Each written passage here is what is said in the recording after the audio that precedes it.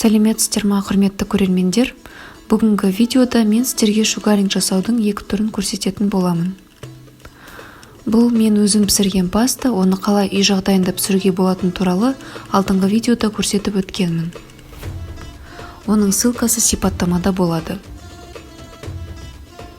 Бұл депиляция түрінің тағы да бір жақсы жері сіздің теріңізге пилинг та жасалып кетеді. Үлгі ретінде қолдағы шаштарды алайық. Шугаринг жасау үшін теріңіз осындай құрғақ болуы керек.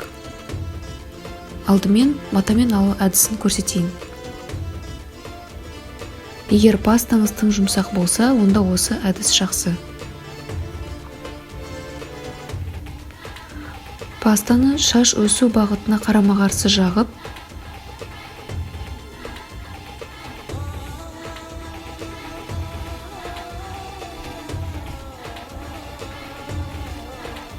үстіне матаны осылай қойып, тегістеп,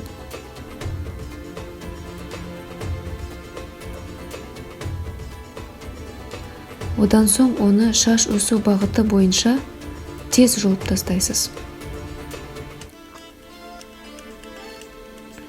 Егер сіздің теріңіз тым сезімтал болса, шугарингтан кейін балаларға арналған крем немесе лосьон жақсаңыз болады.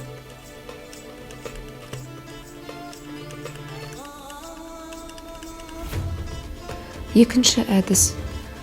Пастаның өзін теріге матасыз осылай жағып, алып тастау. Қай әдісті қолдансаңыз да, шаштың өсу бағытына кері жағып, өсу бағыты бойынша алып тастауды ұмытпаңыздар.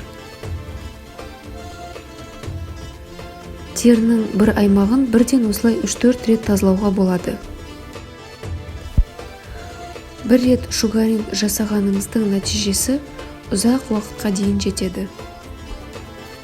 Назарларыңызға рахмет, сіздерге сәттілік, маған тіркеліп лайк басуды ұмытпаңыздар. Сұрақтарыңыз болса, комментарийға жазып кетіңіздер.